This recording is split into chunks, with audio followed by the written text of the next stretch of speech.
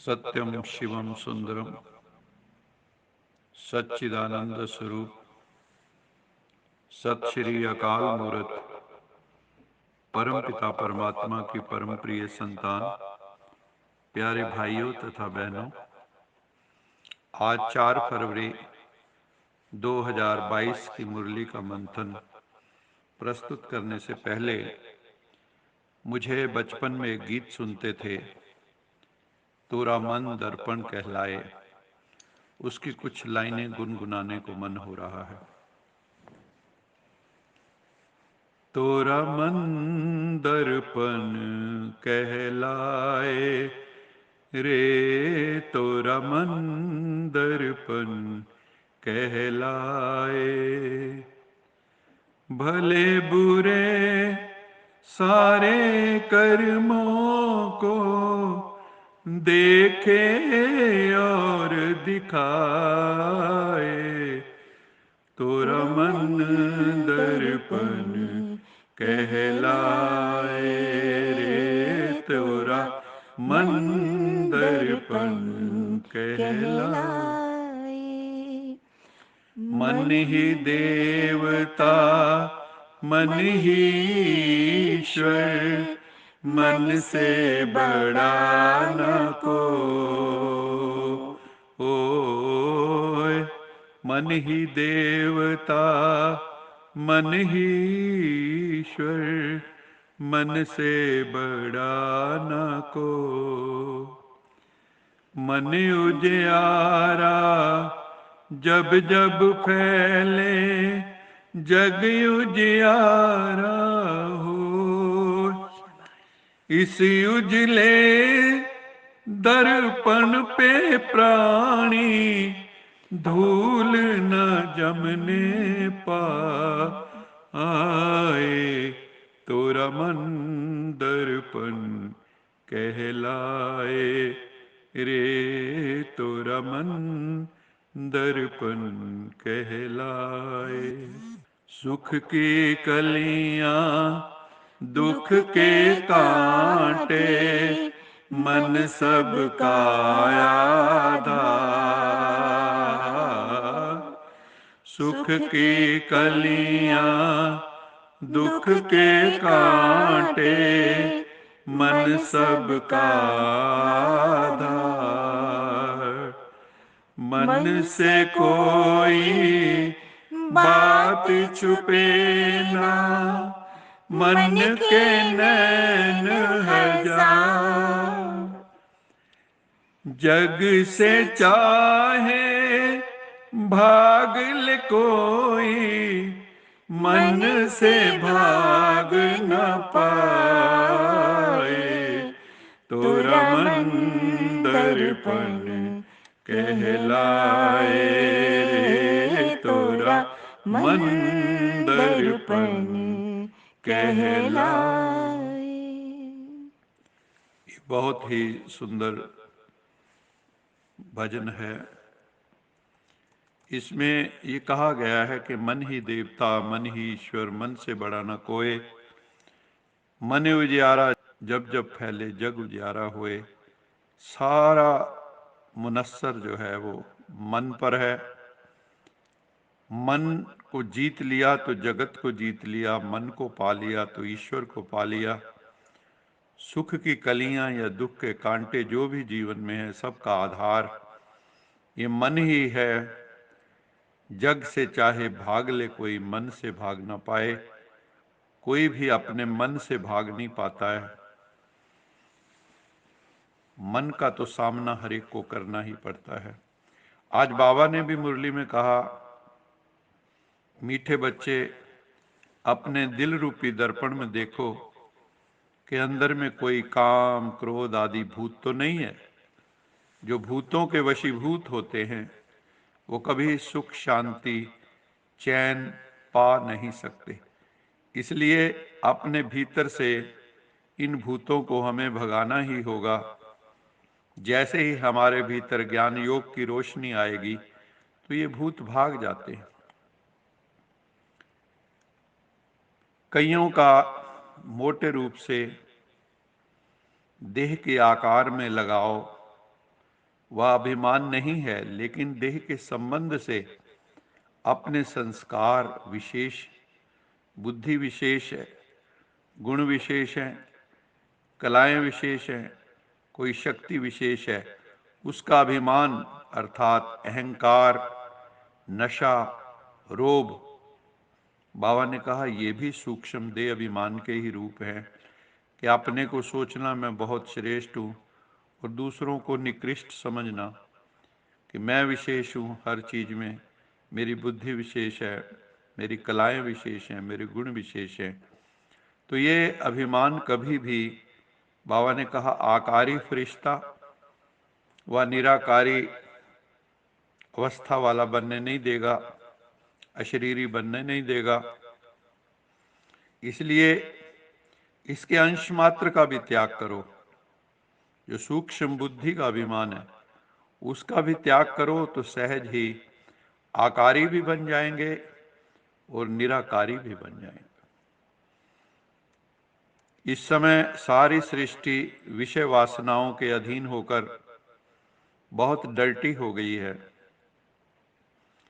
इसमें राग, द्वेष, ईर्ष्या, प्रतिस्पर्धा बहुत बढ़ गई। लोग काम और अर्थ के पीछे पागल हैं, धर्म और मोक्ष को भूल गए। भोगवाद बढ़ता जा रहा है, कंज्यूमरिज्म बढ़ता जा रहा है। धार्मिक राजनीतिक नेता आपस में झगड़ रहे। लोगों के आदर्श अभिनेता और अभिनेत्रियां बन गए। वाणी संयम, वाणी की मर्यादा समाप्त होती जा रही। ये सृष्टि नरक सदृश्य हो गई। इस सृष्टि को स्वर्ग कौन बनाए? क्या कोई साधु संत महात्मा गुरु पीर इस सृष्टि को स्वर्ग बना सकता है? लोगों के मन बुद्धि संस्कारों को बदल सकता है? उत्तर होगा नहीं। ये प्रभु की सृष्टि है, वही सृष्टि का उद्धार कर सकते। प्रभु का वायदा है, जब भी संसार में धर्म की गलानी होती है, लोग इररिलीजियस, अनराइटियस बन जाते हैं। सत्य धर्म की स्थापना के लिए उस समय परम पिता परमात्मा का अवतरण इस धरा पर होता है। इस समय वही कलयुगी काल चल रहा है जब इस धरा पर आत्मा और परमात्मा का संगम मेला हो रहा है। यही सच्चा सच्चा कुंभ का मेला है, जहां आत्माएं सही अर्थों में अमृत का पान कर रही हैं, ज्ञान अमृत का पान कर रही हैं। परमपिता परमात्मा शिव ने आकर नारी शक्ति को बहुत ऊंचा उठाया है। माताओं को सही अर्थों में वंदे मातरम किया। कहा भी गया है, यत्र नार्यस्तु पूज्यन्ते रमन्ते तत्र देवता। जहां नारियों की पूजा होती है वहां देवता निवास करते हैं। इस कथन को आके शिव बाबा ने सार्थक किया। आज परमपिता परमात्मा द्वारा गाइडेड ब्रह्मा कुमारियों की आध्यात्मिक क्रांति सारे विश्व में फैल चुकी है। आत्माओं के जीवन में पवित्रता का संचार हो रहा है, संस्कारों का दिव्यीकरण हो रहा है, सेल्फ ट्रांसफॉर्मेशन से विश्व ट्रांसफॉर्मेशन हो रहा है। शिव बाबा इस समय सारी मानवता की सेवा में उपस्थित हैं। शिव बाबा कहते हैं, मैं निराकार, निर्विकार, अभोक्ता हूं। बाबा जब आते हैं तो बच्चों को नमन करते हैं और बच्चे बहुत प्रेम से बाबा को नमन करते हैं। वैसे भी बच्चों के सेवक माँ बाप होते हैं।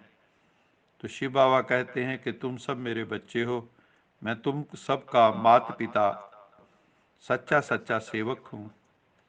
बाप कहते हैं, सब बच्चों को दुख से लिबरेट करके मैं परम धाम ले जाता हूं। ये उनका ही काम है। बाप को आना ही है पतित सृष्टि को पावन बनाने के लिए। इसलिए भगवान जब भी आते हैं तो पतित सृष्टि में ही आते हैं। हेवनली गॉड फादर कहते हैं तो जरूर आकर हेवन ही क्रिएट करेंगे। और उसके लिए बाबा ने कहा, नर नारी दोनों को पवित्र बनना है।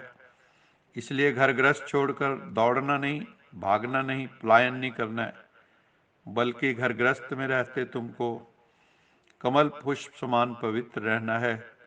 जैसे कमल का फूल कीचड़ में रहते हुए भी निर्लेप रहता है, इसी तरह तुम्हें इस संसार रूपी कीचड़ में रहते हुए न्यारे प्यारे रहना है, कहीं फंसना नहीं है।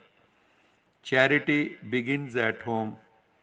मैं तुम्हारा पंडा हूँ, गाइड हूँ, तुमको साथ लेके जाऊंगा। अपने को आत्मा समझ के मुझे याद करो। पतित मनुष्यों को पावन बनाकर परम पिता परमात्मा ले जाते हैं। पावन बनने की विधि ज्ञान और योग है। ज्यादातर दिखाते हैं ब्राह्मणों को चोटी। चोटी का अर्थ है ऊंची अवस्था। ब्राह्मण कौन है? जो ब्रह्मा मुख वंशावली हैं, सर्वोच्च हैं, जो कर्म के ब्राह्मण हैं, जाति के ब्राह्मण नहीं हैं, जो शिववंशी ब्रह्मा मुख वंशावली हैं, जो शिव बाबा का ज्ञान ब्रह्मा मुख से सुनकर जिनका जन्म होता है, वही ब्राह्मण सो देवता बनते हैं। इसलिए लोग जब भी कोई ब्राह्मण मिलता था तो कहते थे, आओ ब्राह्मण देवता, क्योंकि ब्राह्मण ही देवता बनने के लिए एलिजिबल है। शास्त्रों में ये भी दिखाते हैं कि जो दुर्गा, अम्बे, काली शक्तियों की जो सवारी है वो शेर पर होती है। ये भी शक्ति का प्रतीक है कि शेर इतना शक्तिशाली है, जो उसको भी कंट्रोल कर ले तो कितनी शक्तिशाली आत्मा होगी। क्योंकि हम सर्वशक्तिवान की संतान हैं, तो हमें शिव शक्ति स्वरूप बनना है। इसीलिए शेर पर सवारी दिखाते हैं। आज का स्लोगन है, समय पर सहयोगी बनो तो पदम गुणा रिटर्न मिल जाएगा। समय पर सहयोगी बनना, जिस वक्त किसी को भी जिस भी चीज की आवश्यकता हो, यदि हम उस समय मदद करते हैं तो उसका रिटर्न कई गुना होता है। जैसे कोई दवाइयों के अभाव में मर रहा है, आपने दवाइयां उस वक्त दे दी तो उसका पदम गुना रिटर्न मिलेगा। ऐसे ही ईश्वरीय कार्य में समय पर जो सहयोगी आत्माएं बनती हैं, जिस समय यज्ञ में जिस चीज की जरूरत होती है उसके लिए हम सहयोगी बन जाते हैं, तो हमें पदम गुना रिटर्न मिलता है। ये परमात्मा का वायदा है।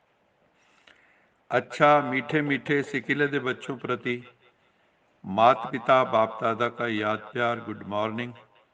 रूहानी बाप की रूहानी बच्चों को नमस्ते।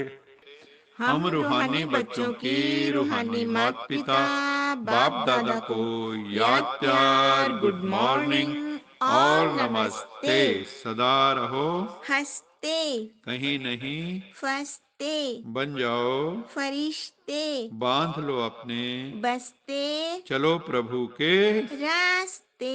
वाहिगुरु जी का खालसा वाहिगुरु जी की फतेह। बोल साचे दरबार की जय। लोका समस्ता सुखिनो भवन्तु। लोका समस्ता सुखिनो भवन्तु। लोका समस्ता सुखिनो भवन्तु।